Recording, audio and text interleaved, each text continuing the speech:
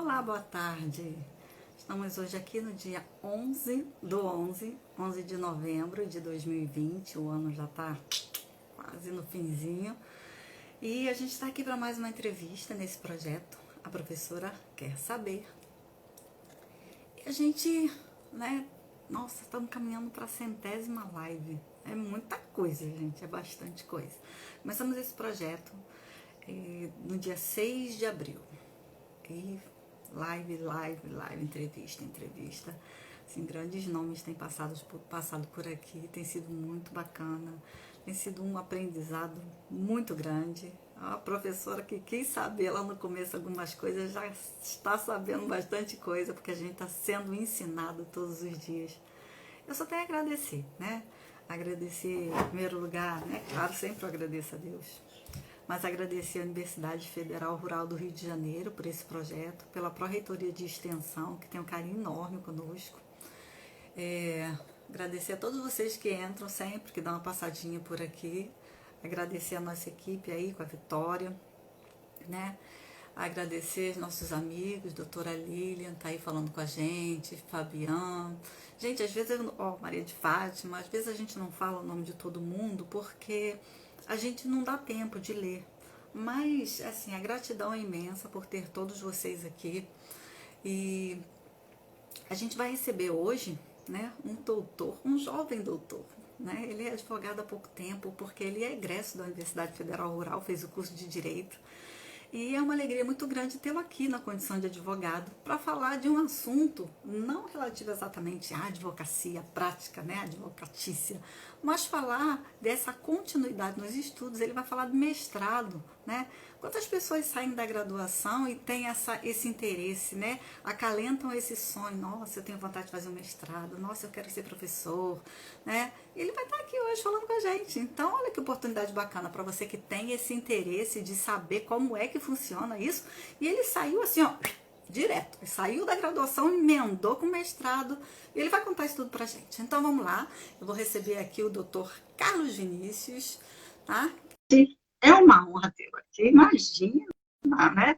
Poder com um dos nossos, né, alunos da instituição, que eu também fui aluna, né? Que bacana também, já está fazendo. Seja bem-vindo. Olá, professora, obrigado. Te escuto bem. E me vê? Tá faltando algum pedaço? Não, tá tudo certo. Tá bom. Doutor Carlos Vinícius, seja muito bem-vindo. É um prazer tê-lo aqui em nosso projeto. A gente estava tentando ajustar essa data, né, de hoje, mas conseguimos, né? Muito honrada com a sua visita, muito honrada em tê-lo aqui, e sobretudo para falar de um tema que é do interesse de tanta gente, tá bom? Alegria muito grande para o nosso projeto você passar por aqui, porque, como eu digo sempre, hashtag os bons passam por aqui. Passou por aqui porque é muito bom. Que a gente escolhe mesmo, né, quem vai passar por aqui. Seja bem-vindo. Muito obrigado, professora. É um prazer e é uma honra participar desse projeto. Começou, né, durante a pandemia, junto a outros projetos do curso de Direito, e é muito bonito ver o quanto que isso já rendeu frutos e a gama de assuntos interessantes. Eu fiquei de verdade muito honrado quando eu recebi esse convite. Para estar aqui justamente por conta da hashtag também, né? Os bons passam por aqui, então... A gente... eu tenho alguns convidados que sempre falam comigo, né?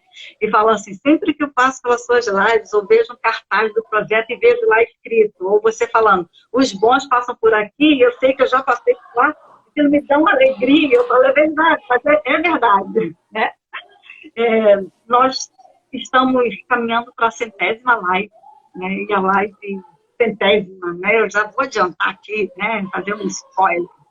Será que a nossa pró-reitora, porque é um projeto que a Pró-Reitoria de Extensão abraçou e tem nos ajudado muito, né? Nos concedeu uma bolsista, né? É um projeto oficial, então, né, vai emitir todos os certificados, todos os nossos vídeos, né, os que são permitidos, né, que se fiquem gravados, que é a pergunta que eu vou te fazer, se você vai permitir ou não deixar gravado, eles serão institucionalizados, porque tem um canal da Pró-Reitoria agora no YouTube, então é algo muito bacana, né? Então, eu fiquei muito feliz de você ter aceitado. Vi que já entrou muitos amigos nossos lá da Rural aí, já, eu vou tentar ler, ó, entrou a Adriane, entrou, opa, peraí, Mariana, entrou, peraí, estou tentando ler. Tem umas pessoas que colocam os nomes assim no Instagram que a gente não consegue identificar quem é quem, né? Tem isso, né? Bom, para os que estão incógnitas, o bem-vindo também é o mesmo, tá bom? Mas, Carlos, mestrado. Mestrado é uma coisa muito séria, é um bagulho muito doido, né? Vamos no popular. A gente já não aguenta mais estudar, está na graduação assim na tampa, a gente está falando, meu Deus, cadê a porta de saída? Eu não aguento mais, está puxado. E aí faz prova da OAB. E aí, de repente, a gente descobre que aquela mosquinha que picou a gente lá atrás para o direito não dormiu. Acorda na gente a vontade de continuar estudando. Né? A gente pensa assim, agora eu vou descansar, não aguento mais, não quero mais. Aí a gente olha o edital e fala, meu Deus, vou lá. Como é que é isso, Carlos? Como é que é essa coisa de sair de uma graduação puxada, estudar direito é puxado. Todo mundo sabe que é puxado. E emendar com a mestrado. Então, a primeira coisa que eu quero saber de você é o seguinte, na nossa entrevista. Como é que é fazer isso sem um intervalo de tempo? Emendar de vez. Olha, isso inclusive foi tema de quando eu fui para a prova oral do mestrado. Porque os professores olharam para mim, viram que eu tinha acabado de me formar, viram a minha idade e falaram, mas vem cá, você não está muito novo, não está muito fazendo cedo. né? Pois é. Pode pegar um pouco de experiência, algo do tipo, mas assim, é justamente isso. Quando eu estava lá atrás do ensino médio, eu tinha essa vontade de ser professor de história, mas acabei indo parar no direito, pensei, bem, então acabou aqui esse negócio de querer ser professor. Mas é justamente como a senhora colocou, quando tem aquela vontade, e até diria uma certa vocação para a docência, é algo que a gente não consegue deixar de lado. Então, isso acontece principalmente quando a gente vai estudando um pouco para as provas da faculdade, porque acaba que vai formando aqueles grupos de estudo, um vai ensinando para o outro, e a gente vai percebendo que gosta de fazer isso. E eu comecei a pensar assim, puxa, mas como é que eu vou fazer para dar aula em faculdade? Porque para eu dar aula para alguém de graduação, eu não posso ter simplesmente a graduação. Isso tentando descobrir ainda o que era o mestrado, até que eu descobri essa questão do processo seletivo, dos editais, e foi quando eu resolvi tentar. Mas ainda assim, com muito medo, que eu não sabia o que é que viria pela frente. E de fato eu não sabia. Não, isso a gente vai saber nunca sempre. Todo edital é um tapa na cara quando você sai dele, né? Você é aprovado, você fala, nossa, não, é puxado. Carlos, vou pedir para as pessoas que têm perguntas para você, se elas quiserem, se elas podem colocar nessa interrogação aí, pode ser? Perfeito. Porque eu já vi que tem gente fazendo pergunta. Então, gente, olha só, quem quiser alguma coisa, perguntar algo para o doutor Carlos, desculpa a intimidade, chamei ele de Carlos, mas é o doutor Carlos.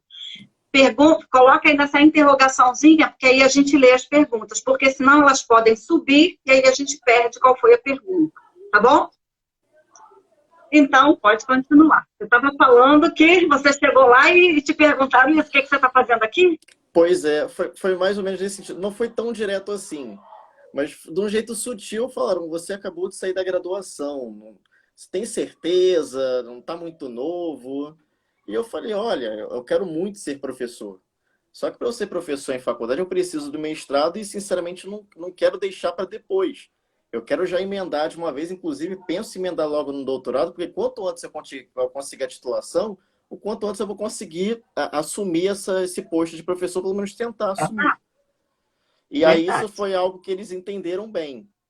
Talvez se eu tivesse titubeado um pouco, eu não teria muitas chances, né, no processo ainda.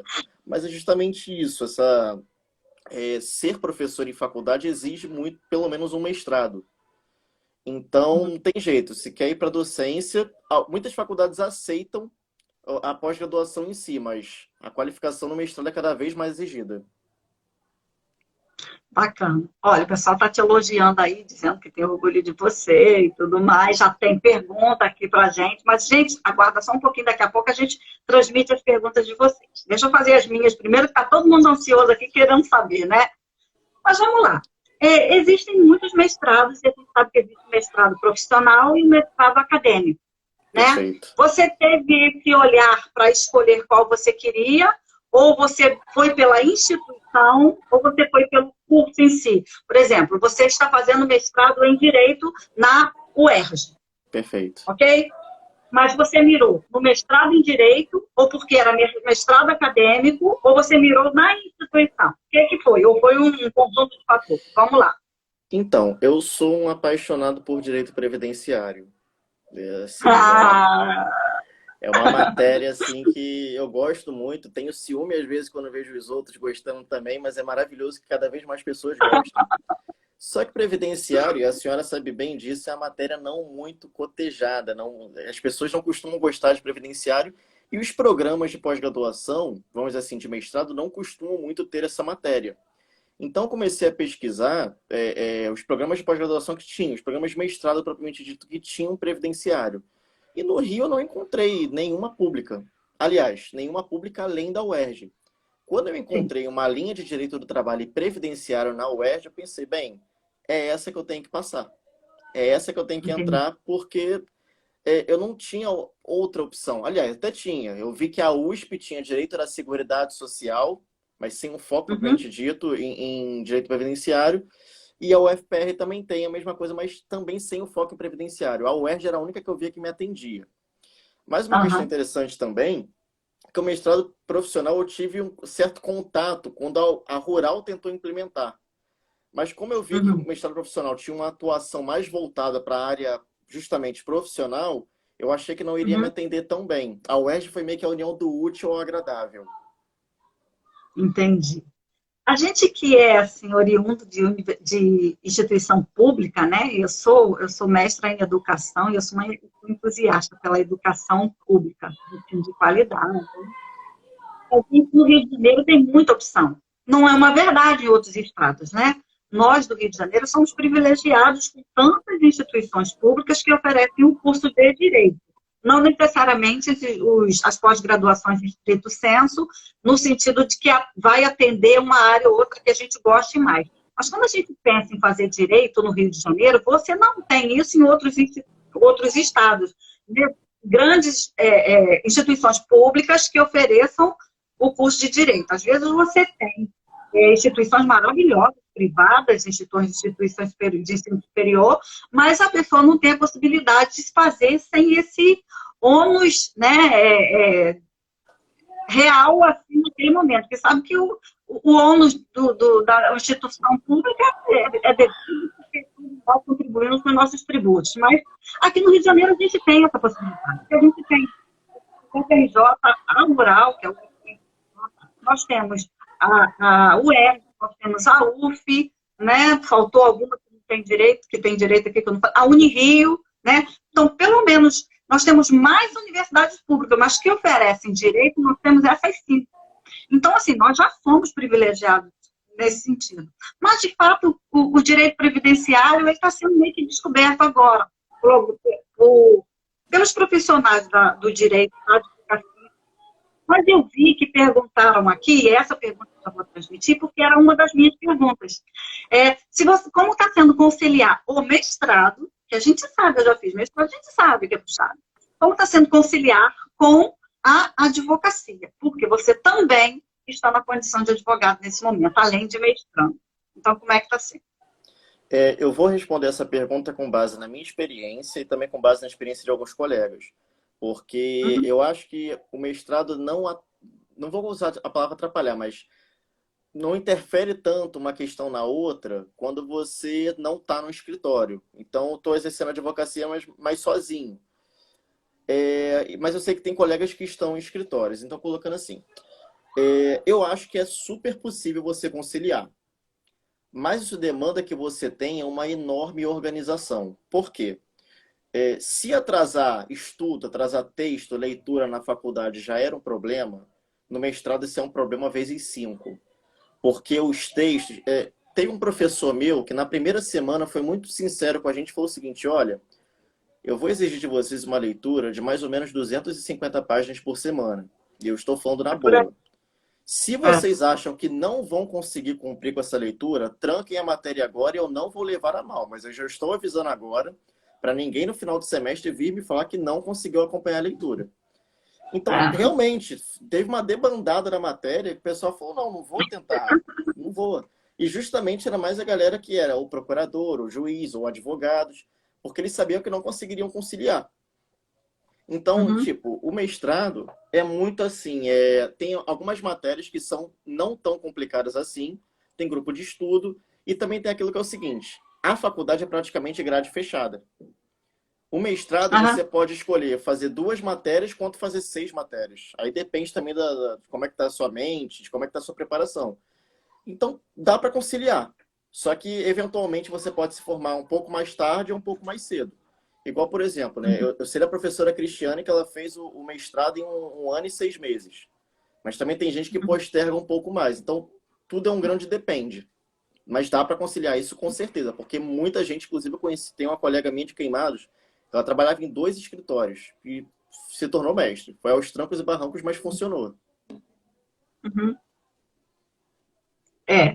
Você falou aí em organização, né? E eu sempre falo, até quando eu dou aula, eu tenho oportunidade de conversar, o pessoal fala assim, fala que é de França, de França é meio coach, não tem nada a ver. Eu só, é o meu jeito mesmo de ser, sempre fui assim, que eu converso muito aconselhando. E aí, o que acontece? A organização é a base da prosperidade. Se você não é um cara organizado, o caminho para o fracasso está do seu lado, e você está andando nele e não está nem sabendo. Então, se você não se organiza, é caminho para você não pegar lugar nenhum.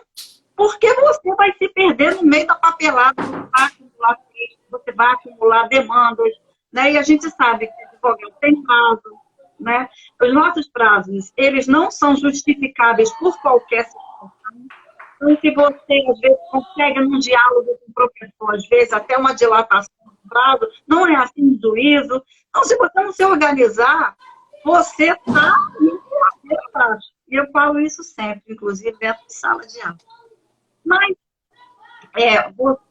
você saiu da graduação, né? Muito recente, entrou imediatamente no mestrado, ok? Você sempre manifestou isso até enquanto estudante, você sempre dizia que você queria mesmo a docência, mas resolveu manter a profissão. Tem algum motivo? Ou você... O que aconteceu? Eu acho que assim, falando de novo de direito previdenciário, eu acho que o previdenciário tem uma realização social muito grande. Então, ao mesmo tempo que eu queria estudar no mestrado as bases do direito previdenciário, que dava seu fundamento principiológico, eu queria, de alguma forma, entrar na atuação e ver como é que o direito previdenciário se comportava no dia a dia. Então, por exemplo, nem que seja pela atuação das teses revisionais e utilizar isso como base para algum artigo, algo do tipo, igual, por exemplo, teve uma época que eu estava estudando muito a tese da revisão da vida toda. Mas estudando assim a fundo de como é que surgiu as regras de transição e qual é o fundamento principiológico das regras de transição, qual é a sua razão de ser, da questão do direito adquirido, e ao mesmo tempo eu comecei a preparar uma inicial de revisão da vida toda, caso precisasse utilizar. E firmei parceria com escritórios para começar a entrar com essa ação.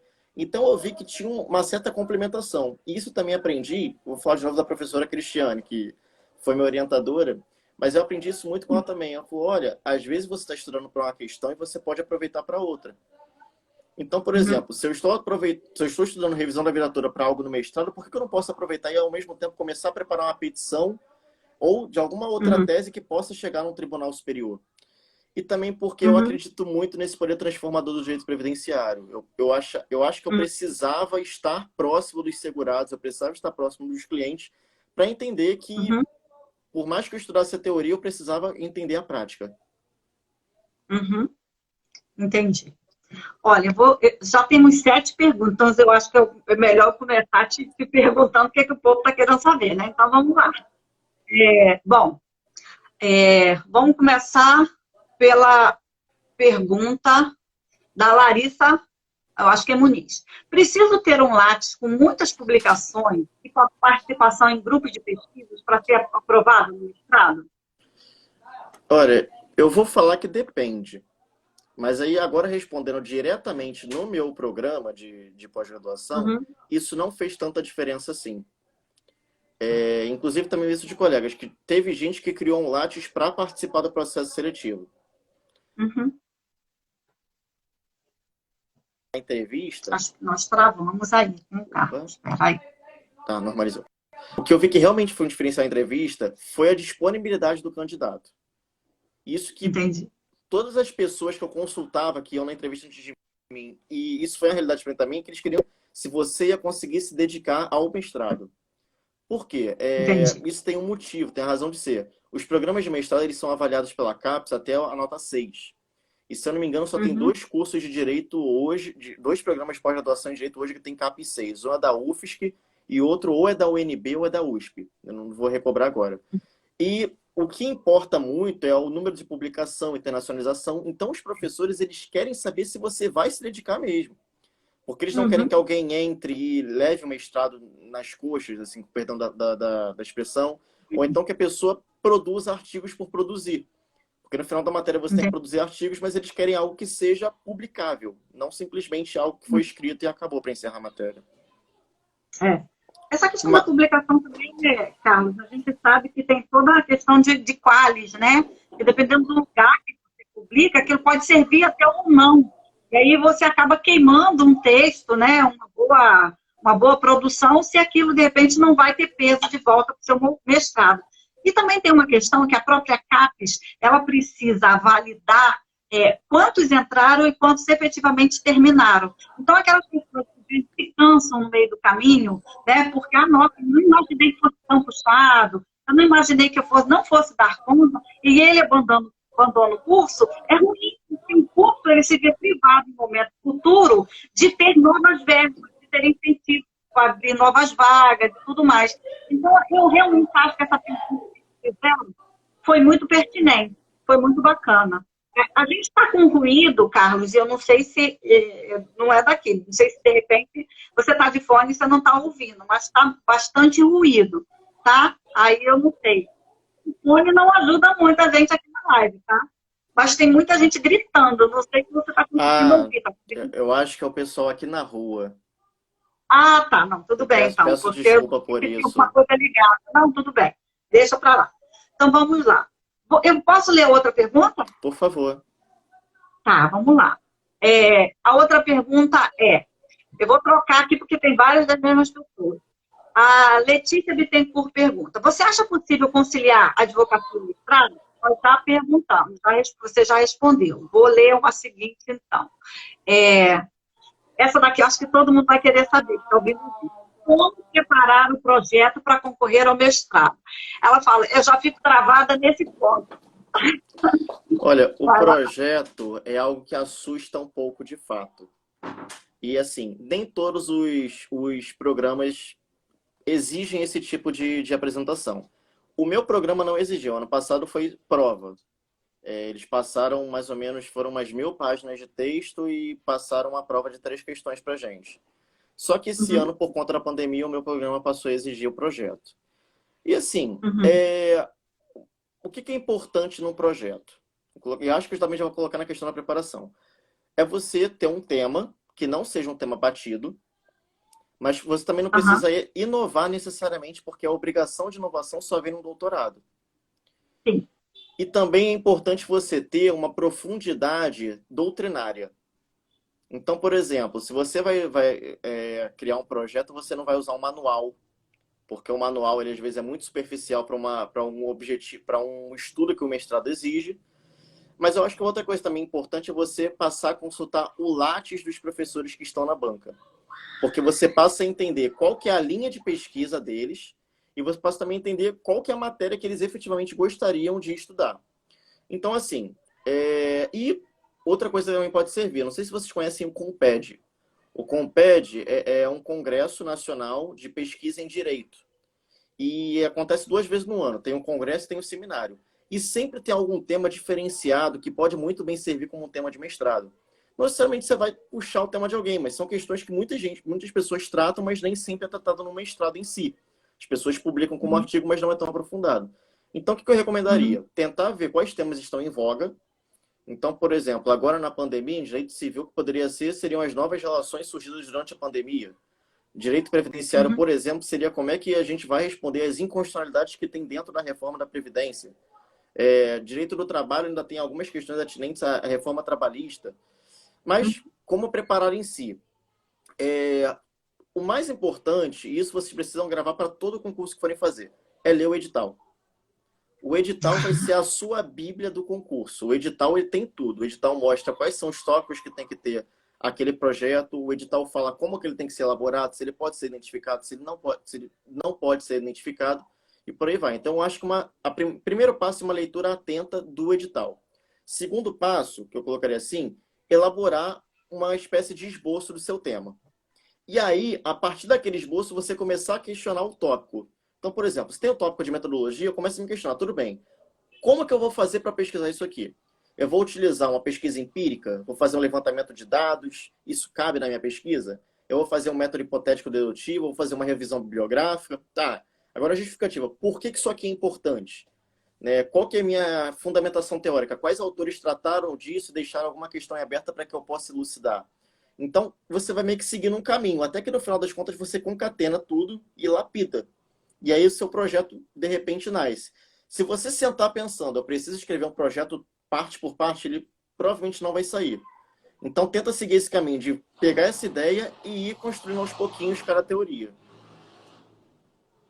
Gente, só para ajudar aí um pouco na compreensão, quando o Carlos fala manual, ele está falando desses livros que nós usamos na graduação, Manual de Direito do Trabalho, livros de doutrina daquela matéria específica. O que ele quis dizer, assim, procure não citar esses livros, porque eles são considerados livros básicos. De repente, é melhor você fazer o que ele falou. Vai lá no lápis daquele professor que você sabe que pega lá aquela pesquisa e ele publicou. Ele fala, né, aí são artigos de peso, né, e tudo mais que você pode contar.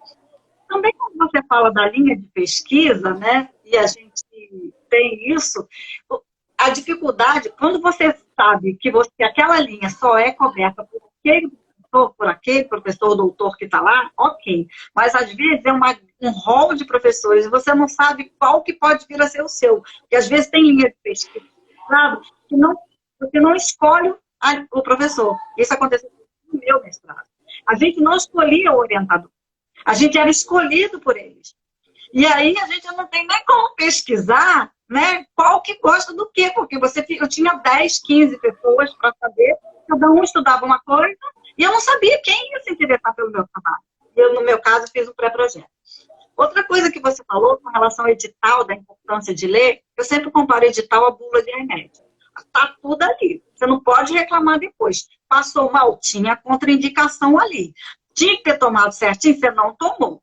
E é o que eu falo sempre dentro de sala de aula, né, gente? Olha só, estudar, graduação, mestrado, doutorado, não é vitamina C. Você toma porque quer.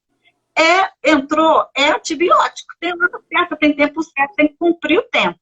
Então, pensa bem e fica de olho no edital. Esses dias eu estava falando com uma amiga minha, porque a gente sabe que o edital que dá o já ainda está aberto até o dia 13, para quem tem mestrado ou doutorado lá. Então, corre, se você é rápido na escrita, né? Eles estão pedindo só um projeto e eles vão analisar mestrado e doutorado.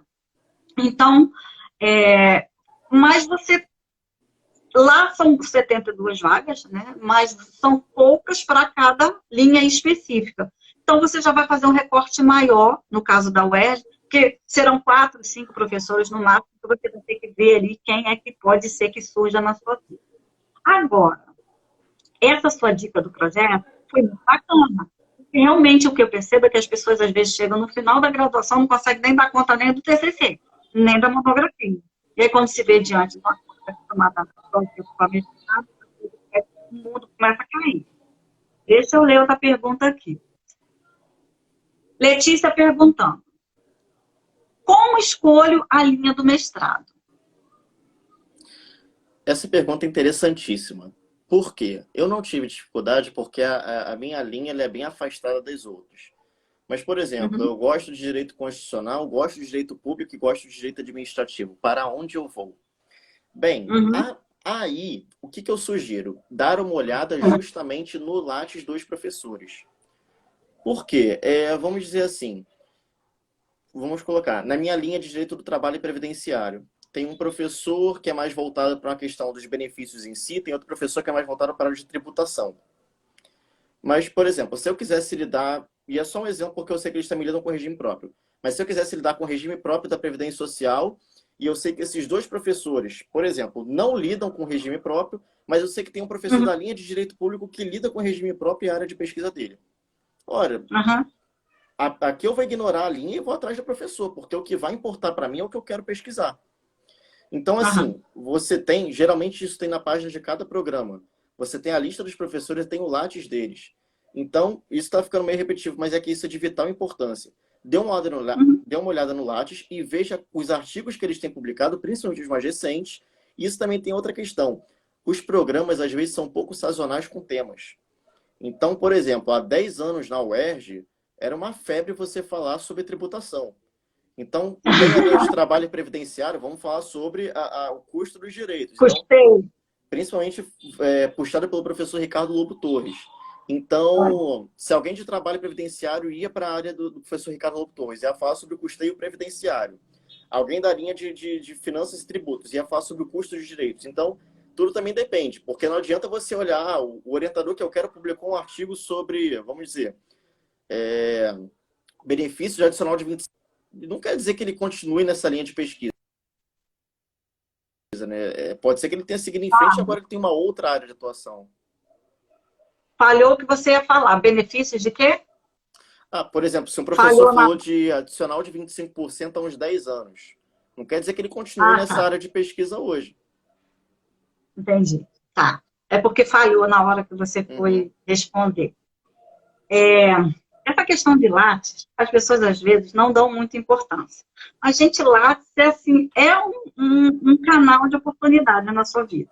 Ter o seu Lattes atualizado, então assim, participou de uma palestra, assistiu até, não importa, né? Se você está estudando ainda, vá construindo o seu Lattes e vá atualizando. Não deixa para fazer tudo, porque depois você não vai lembrar mais o que você fez, não vai saber onde é que está o certificado, aí você nem pegou o certificado, você não lembra mais. Não confia na cabeça. Vai lá todo dia e atualiza. Atualiza. Deixa em cima do teclado do computador, porque aí você não vai esquecer. Porque ali você vai mexer. Tá? E o que acontece? Eu já tive muitas oportunidades de trabalho por alguém que eu nunca vi entrar em contato comigo por e-mail porque leu o meu Lattes. E eu nunca vi essa questão. Isso parece história que a gente está inventando, mas a gente não é.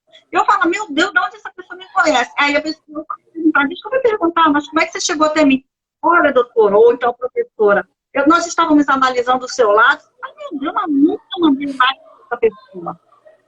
Sabe aquelas pessoas que têm mania de ler diário oficial? Tem gente que tem mania de ler Lattes. Então, atualiza, mantém sempre legal. Tem mais perguntas aqui, tá? Ó, da Vitória. Ó, sou estudante de direito e pretendo ter mestrado. O que fazer? O que se pode programar? Essa é a pergunta agora.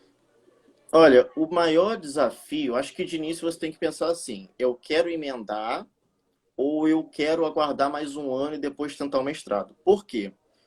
No último ano a gente tem monografia, a gente tem OAB, e aí vem essa decisão de tentar o mestrado. Então, assim, primeira coisa é justamente a organização.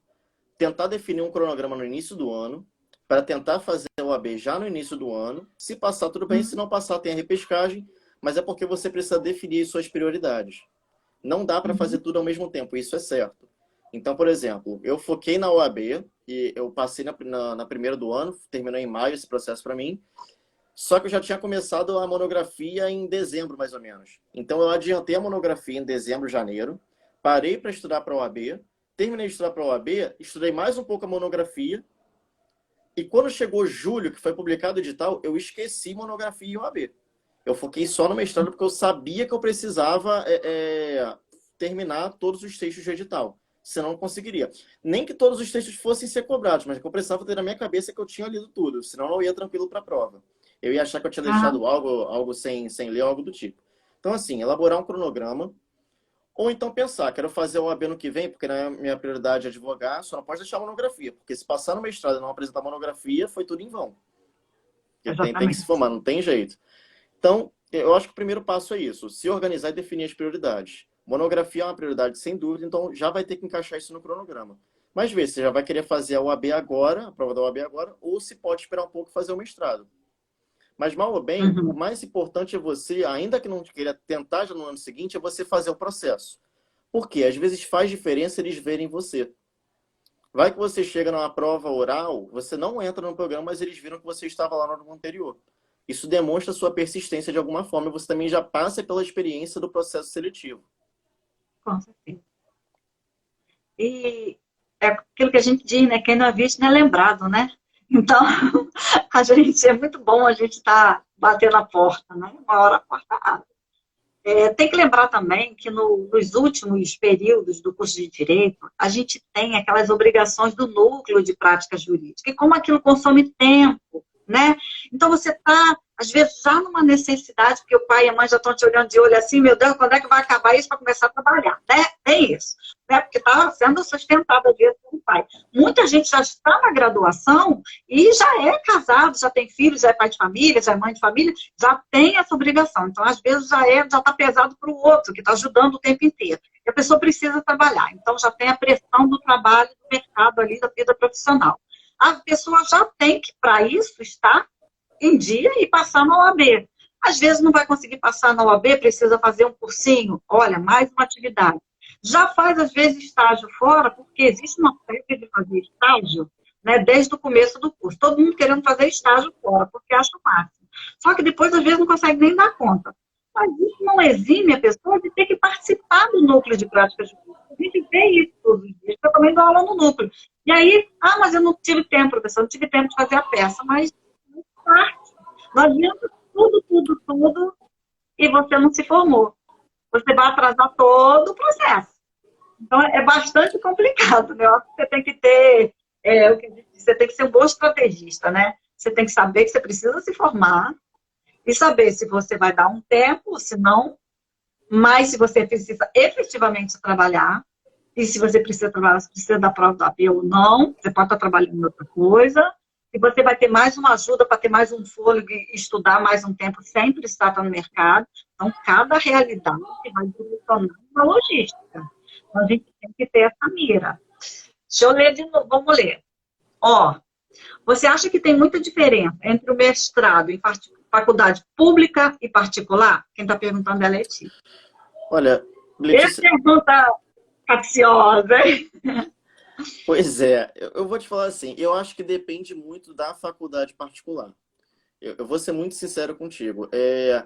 Para falar que eu não tentaria em faculdade particular, eu pensava assim, puxa, se eu não conseguisse a UERJ, ou até mesmo conseguir na UERJ, eu queria muito conseguir passar na PUC de São Paulo. Por quê?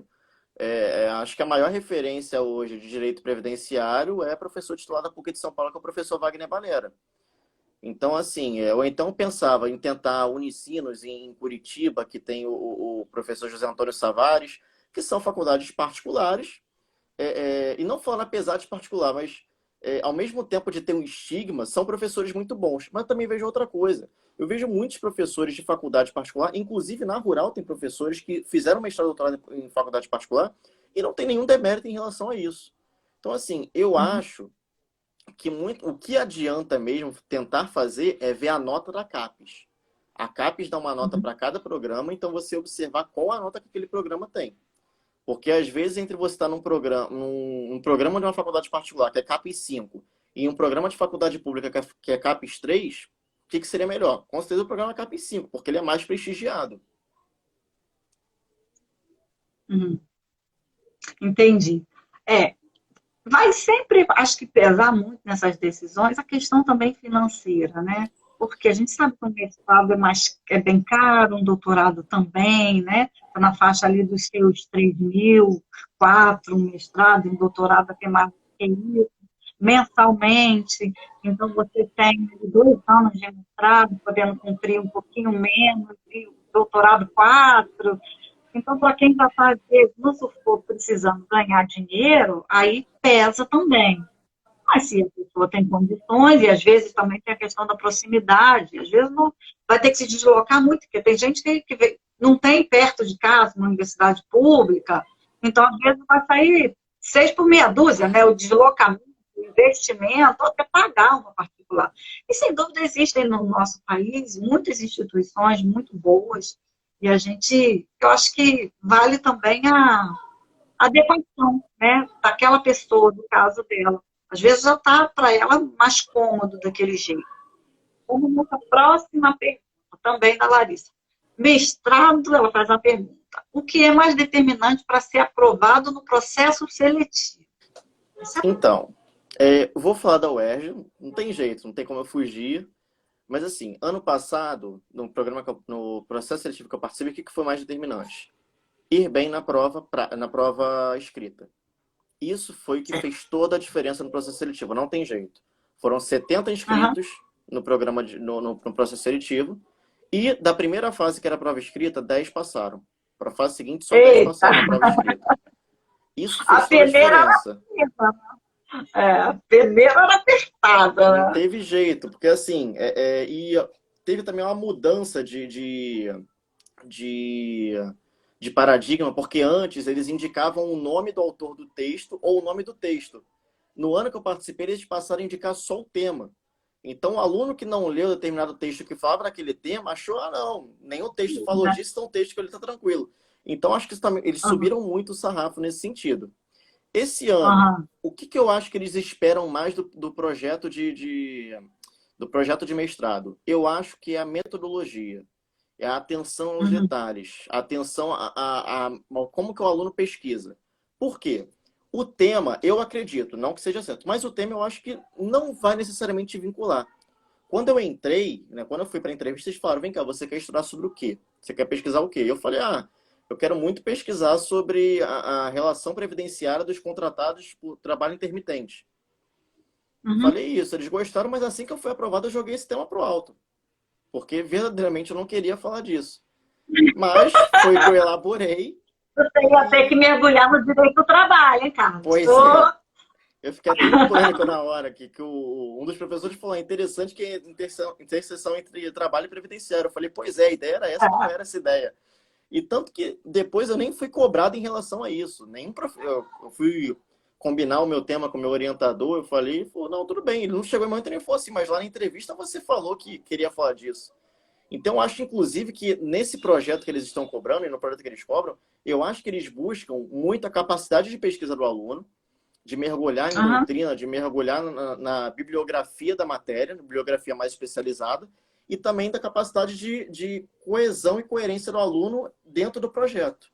As pessoas subestimam muito a matéria de metodologia da pesquisa, mas ela faz total diferença de como que você vai funcionar no mestrado. Entendi. Olha, quero registrar a presença aí do Departamento da Administração Federal Rural do Rio de Janeiro, doutora Cristiane Mussi, que está aí prestigiando, já riu muito das suas respostas, falou que você deu ótimas dicas, e dizer que se alguém tem mais alguma pergunta para fazer para o Carlos, a hora é essa, porque aqui o tempo voa, já são 42 minutos de entrevista. Aqui voa, né? Eu não tenho medo de vir aqui, quando chega aqui e fala, meu Deus, passou muito rápido. E é verdade. Eu já quero te perguntar se eu posso salvar ou não a nossa live. Primeiro, eu já quero saber. Tem minha inteira autorização, irrevogável. Que bacana.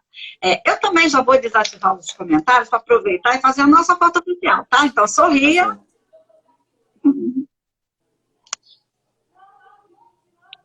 Show. Volta os comentários. Então, se alguém tiver alguma pergunta mais para fazer para o Carlos, a hora é agora, porque a gente tem mais só 5 minutos de tempo aqui, porque a gente tem que ter tempo para poder finalizar e salvar, porque senão o Instagram dá uma derrubada na frente.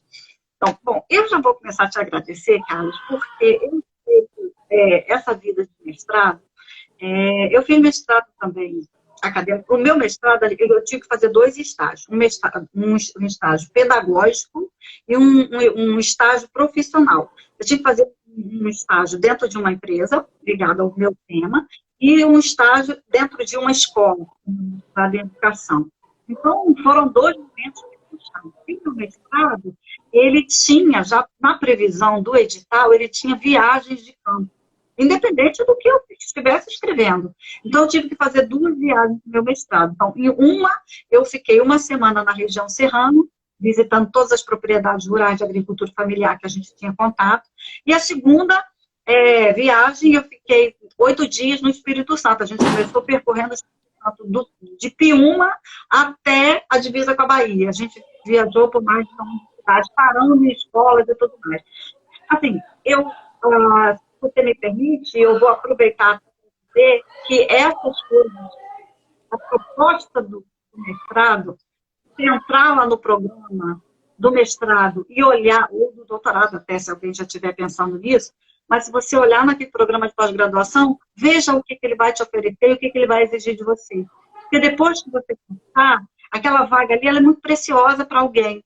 E ela está sendo sua naquele momento. E pode ser que você depois comece a pensar assim, nossa, não está compatível com a minha vida. E alguém queria tanto aquela vaga. Eu sei que tem muita gente que fala assim, mas professora, não é problema, não entrou, não passou, mas será, né? E aí, às vezes, você disse lá, você foi convincente na prova final, que você ia dar tudo, né? De você, que você ia se esforçar, mas aí depois você recebe aquela proposta maravilhosa de emprego, e aí você fala, vou deixar o mestrado para depois.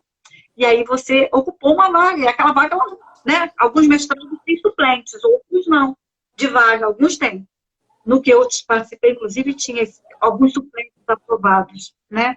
Então, eu acho que você deve olhar também o que você vai ser exigido lá dentro. Você vai ser exigido horas mesmo, tal, ali. Veja se você pode ir, se você não vai faltar, sabe? Porque é muito frustrante também para o orientador ele te aprovar, criar uma expectativa com você e depois você ir embora. Então, eu acho, Carlos, que as suas dicas foram maravilhosas. Acho que os colegas que passaram por aqui, que têm essa vocação e essa necessidade de saber como é que é, porque tem esse germezinho, assim, do aprendizado, né, que ela quer continuar, acho que eles aprenderam muito. Vou te devolver a palavra por 3 minutinhos, para você fazer as suas alegações finais aqui no nosso júri, e aí a gente vai encerrar, tá bom, Carlos? Mas desde já agradeço demais a sua generosidade de estar aqui, tá bom? A palavra está com você. Muito obrigado, professora. Inclusive, o que a senhora falou é de uma importância, assim, consigo nem medir, porque isso é muito verdade. A UERJ, ela tem, inclusive, essa política de chamar o próximo candidato se nos primeiros 6 meses alguém classificado desistir. Mas isso ainda assim é muito complicado porque as pessoas organizam as suas vidas de acordo com aquilo. Então, às vezes a pessoa pensa, não foi aprovado, já vou contratar uma outra pós para eu fazer nesse meio tempo, ou então já vou tentar um outro mestrado nesse meio tempo. Então, é muito difícil simplesmente tentar por tentar. Eu até falei que é importante tentar, mas assim, se chegar na hora e você não tiver realmente o desejo de seguir em frente, para até onde você foi, porque é muito mais importante você ser honesto com quem está te avaliando do que você ir no achismo depois de perceber que isso não é para você. Tem um professor meu que coloca muito isso, que fala assim, olha, sua faculdade é pública, mas não é que ela é pública em si. Por ser pública, a gente tem a obrigatoriedade de trazer algum retorno para a sociedade. Porque vai passar por aqui simplesmente ir embora e acabou. Não, você não pode pesquisar questões que não têm importância para a sociedade, você não pode pesquisar algo que não vai trazer um retorno. Porque a gente tem uma função social ali dentro. E principalmente nós, de pública, temos essa função social de devolver para a sociedade. Então, esse foi um ponto assim, fulcral, nevrálgico para quem quer tentar um mestrado, principalmente em pública. E no mais, por favor, pensem sempre que vocês são extremamente capazes. A Rural tem muito essa política iconoclasta de quebrar paradigmas. Então, um curso de 10 anos que já foi para os primeiros lugares na UAB consegue fazer muito mais. A minha turma fez muito disso, foram 5 aprovados direto em programas de mestrado. Então, assim, não usem isso como uma pressão para as turmas seguintes, mas pensem nisso como algo que, assim como nós conseguimos, vocês também conseguem, porque a gente não é super-herói. Nós somos alunos que frequentaram as aulas, sempre tinham notas excelentes, mas aos pouquinhos a gente vai se ajustando. E um último ponto, rapidinho, sobre o NPju, a gente só valoriza quando perde, porque teve uma inicial que eu fiz de uma ação no JEC, e eu fiz do zero essa inicial, e eu terminei pensando, meu Deus, esse conhecimento de petições que eu às vezes fazia no NPju, pensando, nunca que eu vou fazer a petição do zero. Mas assim, foi a petição que eu fiz do zero, me deu um baita de orgulho e me trouxe um resultado surpreendente. E assim, valorizem também o NPJ, deixar essa mensagem no final, porque é muito importante de Opa! fato. E Obrigada muito pela obrigado, força. professora. Eu quero dizer o seguinte, eu sempre falo que a Universidade Federal Rural ela é excelente, né? Mas eu estou falando especificamente do curso de Direito. Eu só tenho elogios a fazer. Eu também fiz a prova da OAB, eu não fiz por mim, eu fiz com o que estava na minha cabeça e passei. Eu não me preparei para a prova da OAB naquele sentido de que, eu tenho que... Não, eu falei, eu tô bem nisso aqui, está fresquinho na minha cabeça, eu vou nessa daqui. Fiz até a prova de Direito do Trabalho. E passei, sabe? Graças a Deus eu tenho tido, assim, sucesso nas questões que eu me envolvo, sabe? Porque não tem um assunto, eu estou sendo muito sincera, não tem um assunto de direito que alguém me pergunte, não que eu saiba, que eu não lembre assim, eu tive essa aula.